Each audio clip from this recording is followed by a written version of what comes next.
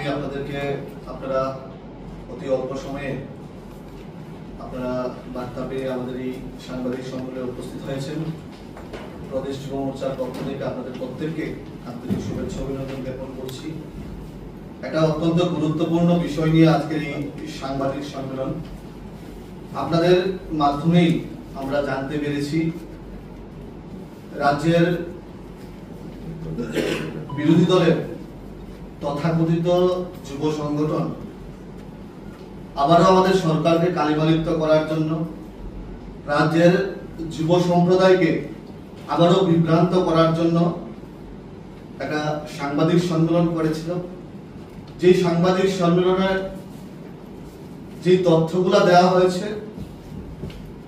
সেই তথ্যগুলা যুবকদেরকে বিভ্রান্ত করার জন্য তথ্য দেওয়া হয়েছে। এই তথ্যগুলোর সঙ্গে বাস্তবের কোনো মিল নেই। যুবকদের জন্য যদি কোনো সরকার কাজ করে থাকে, সেই সরকার ভারতীয় জনতা পার্টির নেতৃত্বে সরকার। আমরা বিগত দিনে সরকার দেখেছি, বর্তমানে 7 বছর ধরে বিকাশমুখী সরকার দেখছি। যে সরকার যুবকদের কথা মাথায় রেখে বিভিন্ন ধরনের কাজ করছে এবং যুবকদেরকে চাকরি দেওয়ার ক্ষেত্রে একটা সদর্থক ভূমিকা আমাদের সরকার পালন করছে। ওনারা বলেছেন আমাদের সরকার নাকি চাকরির বিভিন্ন নিয়োগ প্রক্রিয়া ঝুলিয়ে রেখেছে। এই বিষয়ে আমি আপনাদের কাছে একটা ছোট্ট বিষয়, আপনাদের হাতে একটা নোটিফিকেশন নিশ্চয়ই দেওয়া হয়েছে, আমি একটা বিষয় আপনাদের সামনে তুলে ধরতে চাই।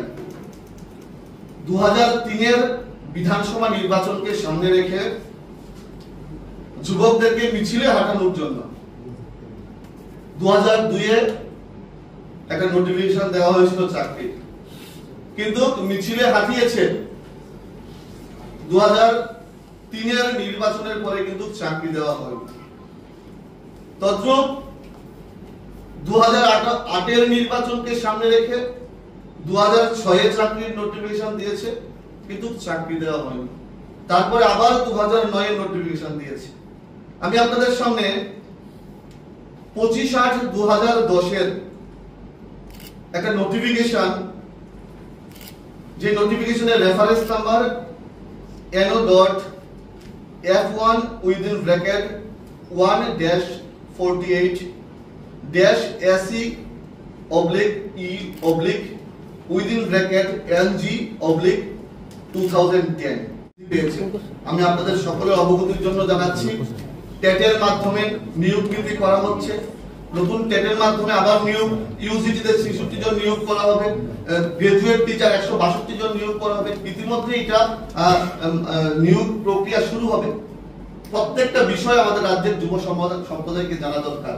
আমরা লক্ষ্য করছি আবারও যুব সম্প্রদায়কে বিভ্রান্ত করার জন্য কোন বেসলেস প্রেস কনফারেন্সের মাধ্যমে ওনারা রাজ্য যুব সম্প্রদায়কে বিভ্রান্ত করার চেষ্টা করছে। আমরা এটার তীব্র নিন্দা জানাই। ভারতীয় জনতা যুব মোর্চা, আমাদের সরকার যে স্বচ্ছ নিয়োগ নীতির মাধ্যমে রাজ্যের প্রত্যেকটা যুবক যুবতী ভাই বোনকে চাকরির বন্দোবস্ত করছে, আমরা ধন্যবাদ জানাই। এবং এই দেউলিয়া দলগুলো, এই দেউলিয়া দলের তথাকথিত যুব সংগঠনগুলা মানুষকে বিভ্রান্ত করার সুযোগ পাবে না। ওনারা শুধু আন্দোলন আন্দোলন আন্দোলন, সরকার থাকতেও আন্দোলন করেছে, সরকার চলে গেছে বলে আন্দোলন করছে। ওনারা আন্দোলন করতে করতে ক্লান্ত হয়ে যাচ্ছে। আমরা আমাদের সরকার যে সঠিক দিশায় নিয়োগ নীতি করছে, যে সঠিক দিশায় চাকরি দিচ্ছে যুবকদেরকে, আমরা অত্যন্ত খুশি।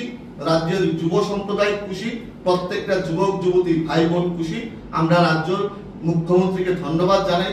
ওনারা বলেছেন কি, বাইরের কেউ এই নিয়োগ নীতির মাধ্যমে চাকরি পেয়েছে, বহিরাজ্যের চাকরি দেওয়া হয়েছে।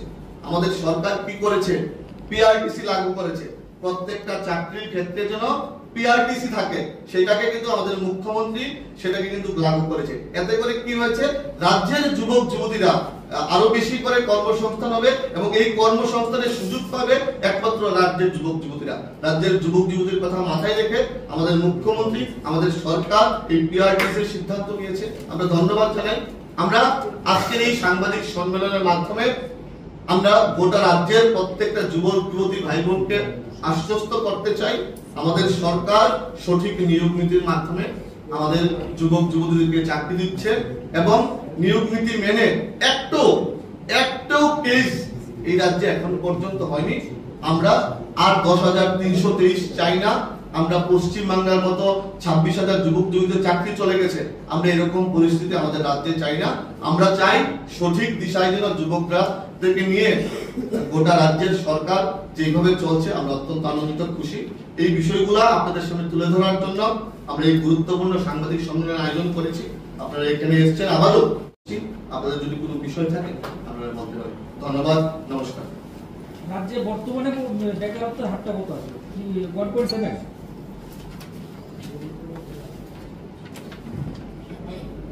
2023-24 সালের গড় হচ্ছে 1.7 আর জাতীয় গড় হচ্ছে 3.2। জাতীয় গড় থেকে আমাদের গড়টা অনেক নিচের দিকে। আর আগে কি ছিল? 2018-19 সালে যেটা ছিল জাতীয় গড় ছিল 5.8% এবং রাজ্যের গড় ছিল 10%। এটা এই আমাদের সরকার যে 7 বছর ধরে সুশাসন চালাচ্ছে, যুবকদের জন্য কাজ করছে, বিভিন্ন ভাবে যুবকদেরকে আত্মনির্ভর হওয়ার চেষ্টা করাচ্ছে, সেইভাবে কিন্তু গড়টা অনেকটা নিম্নগামী।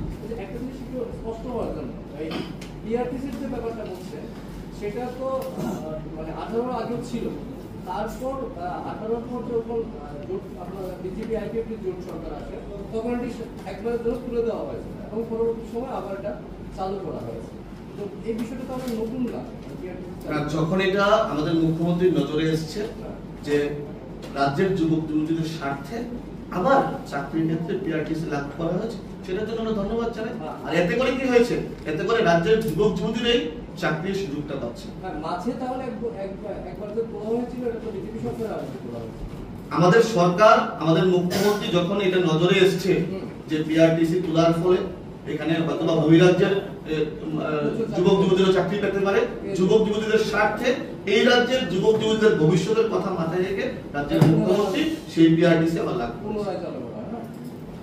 আচ্ছা, তাদের আরেকটা দাবি যে এই বিজেপি আমলের বেকার যুবকরা এবং যুবতীরা নেশার দিকে ঝুঁকে যাচ্ছে, যেটা নাকি তাদের আমলে হয়নি, সেই বিষয়ে কি বলবো?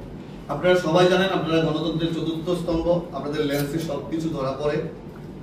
সিপিএম এর সময় যুবক যুবতীদেরকে বেপথে পরিচালনা করার জন্য, আমি অন রেকর্ড বলছি, যুবক যুবতীদেরকে বেপথে পরিচালনা করার জন্য সিপিএম এর আমদানিকৃত এই নেশার বিরুদ্ধে জিরো টলারেন্সে 2018 সাল থেকে আমাদের সরকার কাজ করছে। আমরা যুব সংগঠনের দায়িত্ব আমাদের আছে, আমরাও আপনারা দেখবেন, আপনারা দেখেছেন গোটা রাজ্যে আমরা 811 কিলোমিটার বাইক যাত্রা করেছি যুবকদেরকে নেশার কলার গাছ থেকে বাঁচানোর জন্য। আমরা বিভিন্ন এলাকায় স্পোর্টস এর ইভেন্ট করছি যুবকদেরকে মাঠমুখী করানোর জন্য।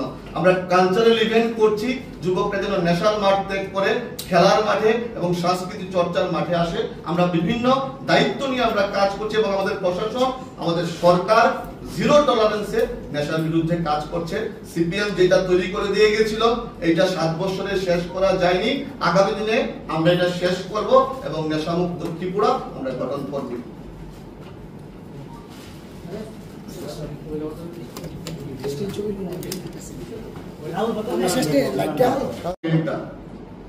কি বলা হয়েছে? The BSc Pure Science and BSc Bioscience candidates who submitted applications for the post of graduate teacher in the year 2002, 2006 and 2009 need not apply again now for the above post. যারা 2002 যারা 2006 এবং 2009 ওই পোস্টগুলোর জন্য অ্যাপ্লাই করেছিল তারা আর এই 2010 এর notification apply করতে হবে না। আবারও পরবর্তী নির্বাচনকে সামনে রেখে যুবকদেরকে মিছিলে হাঁটানোর জন্য, বিভ্রান্ত করার জন্য, যুবকদেরকে রাস্তায় নামানোর জন্য এরকম নোটিফিকেশন দেওয়া হয়েছিল। তো কারা ঝুলিয়ে রাখছিল চাকরিগুলা? 2002 থেকে 2010 পর্যন্ত বেকারদেরকে চাকরি দেওয়া হয়নি, কিন্তু 2010 যে চাকরি দেওয়া হয়েছে হাইকোর্টের রায়ে চাকরিগুলো চলে গিয়েছিল। এটা আমাদের জানতে হবে, এটা আমাদের বুঝতে হবে। এই তথ্যগুলো দেওয়ার জন্য আজকে আমরা এই সাংবাদিক সম্মেলনে উপস্থিত হয়েছি। আপনারা দেখবেন 17 বছর প্রাইমারি শিক্ষক নিয়োগ হয়নি। ওনারা বেকারদেরকে নিয়ে বিভিন্ন কথা বলে। আমি বেকারদেরকে নিয়ে কি ষড়যন্ত্র করেছে, বেকারদেরকে নিয়ে কি প্রলোভন দেখিয়েছে, বেকারদেরকে কিভাবে চাকরি না দিয়ে মিছিলে হাঁটিয়েছে, আপনাদের কিছু লিডিং নিউজ পেপারের তৎকালীন সময়ে আমি নিউজ পেপার আপনাদের সামনে তুলে ধরতে চাই। কি বলেছে? অফার কেলেঙ্কারির যে জুতো পেটা শুরু। কোন তারিখ? 5 ডিসেম্বর 2013 লিডিং নিউজ পেপারে আমরা পেয়েছি। কি বলেছে? বেকার বিদ্রোহ বেসামাল সারা রাজ্য, পার্টি অফিসে তালা ভাঙচুর অগ্নিসংযোগ 2 জানুয়ারি 2014। ওনারা বেকারদের জন্য কাজ করেছে, লজ্জা থাকতে হবে। রাজ্যে বেকার 7 লক্ষ, বছরে বয়স হারাচ্ছে 2.5 লক্ষ। সিপিএম এর বাম অপশাসনের চিত্র আপনাদের নিউজ পেপারের মাধ্যমে আমরা জানতে পেরেছি, সেটা তুলে ধরার চেষ্টা করছি। রাজ্যে ছড়িয়ে পড়েছে বেকার বিক্ষোভ, দলীয় দপ্তর ভাঙচুর, তালা আগুন 2 জানুয়ারি 2014। জব ফর্মে চাকুরির তালিকা তৈরির দায়িত্ব 2 সিপিএম এর নেতার উপর। চাকুরির দায়িত্ব কার উপর দেওয়া হয়েছে? সিপিএম এর নেতার উপর। ওনারা বলছে ফায়ারম্যানের চাকরি নিয়ে 7 এপ্রিল 2016 লিডিং নিউজ পেপারে কি বলা হয়েছে? সজল কুশনের দাবানলে উজার ফায়ারম্যান নিয়োগ। জানতে হবে গোটা রাজ্যবাসীকে, জানতে হবে প্রত্যেকটা যুবককে। আপনাদের মাধ্যমে আবার ফ্ল্যাশব্যাক করতে চাইছি এবং এই বিষয়গুলো গোটা রাজ্যবাসীকে জানানোর চেষ্টা করছি এবং প্রত্যেকটা যুবককে জানানোর চেষ্টা করছি। স্বচ্ছ নিয়োগ নীতির মাধ্যমে রিক্রুটমেন্ট পলিসি মেনে যুবকদেরকে চাকরি দেওয়ার বন্দোবস্ত করছে আমাদের সরকার। মুখ্যমন্ত্রীর নেতৃত্বে যুবকদেরকে চাকরি দেওয়া হচ্ছে, একটা কেস হচ্ছে না। আর ওনাদের সময় 10,323 হয়েছে, বেকারদের চাকরি চলে গিয়েছিল। আমরা 2018-19 অর্থবর্ষ থেকে 2024-25 অর্থবর্ষ জানুয়ারি মাস পর্যন্ত মোট 16,451 জনকে রাজ্য সরকারের বিভিন্ন দপ্তরে আমাদের সরকার নিয়োগ করেছে। টিআরবিটি, জিআরবিটি, টিপিএসসি ছাড়াও নিয়োগ নীতি মেনে বিভিন্ন দপ্তরে নিয়োগ করা হয়েছে। তাছাড়াও প্রয়োজন ভিত্তিক সরকারি বিভিন্ন দপ্তরে আউটসোর্সিং চুক্তিতে 5,771 জনকে যুবক যুবতী ভাই বোনকে চাকরি দেওয়া হয়েছে। বিভিন্ন দপ্তরে লোক নিয়োগের ক্ষেত্রে সম্প্রতি মন্ত্রিসভার বিভিন্ন অনুমোদন দিয়েছে। বিভিন্ন প্রকল্পে সরকারি বেসরকারি কর্মসংস্থান করা হয়েছে। রাজ্যের কর্মসংস্থানের সার্বিক পরিবেশের উন্নতির ফলে নতুন নতুন ক্ষেত্রে কর্মসংস্থান দ্রুত বৃদ্ধি পেয়েছে। ন্যাশনাল ক্যারিয়ার সার্ভিস প্রজেক্টের আওতায় আগরতলা, ধর্মনগর, কৈলাসহরে রাজ্যের 3টি মডেল ক্যারিয়ার সেন্টার স্থাপন করা হয়েছে। নিয়মিতভাবে রাজ্যের বেকার যুবক যুবতীদের কর্মসংস্থান স্বার্থে জব ফেয়ার অনুষ্ঠিত হচ্ছে। 2018-19 অর্থবর্ষ থেকে এখন পর্যন্ত 96টি জব ফেয়ার অনুষ্ঠিত হয়েছে এবং এতে 2135 জন যুবক যুবতী বেসরকারি সংস্থায় কর্মসংস্থান করা হয়েছে। 2023-24 অর্থবর্ষে মুখ্যমন্ত্রী দক্ষতা উন্নয়ন প্রকল্পে চালু করা হয়েছে। স্কিল ডেভেলপমেন্ট দপ্তরের পক্ষ থেকে গত 5 বছরে 22,000 যুবক যুবতীকে দক্ষতা বৃদ্ধির প্রশিক্ষণ দেওয়া হয়েছে। কেন দেওয়া হয়েছে? যেন দক্ষতা বৃদ্ধি করে নিজেরা স্বয়ংসম্পূর্ণ হতে পারে, বিভিন্ন জায়গায় কর্মসংস্থান যেন হতে পারে। অধিকাংশই রাজ্যে এবং এই রাজ্যের বাইরেও সংস্থায় কাজ করছে। আপনাদের অবগতির জন্য আরেকটা বিষয়, ভারত সরকারের ministry of statistics and programme implementation এই সংস্থা দ্বারা রিপোর্ট অনুযায়ী 2018-19 সালে আমাদের রাজ্যে বেকারত্বের হার জাতীয় গড় থেকে বেশি ছিল। 2018-19 সালে আমাদের রাজ্যের বেকারত্বের হার জাতীয় গড় থেকে বেশি ছিল। সেই সময় জাতীয় গড় যেখানে ছিল 5.8%, সেখানে ত্রিপুরার গড় ছিল 10%।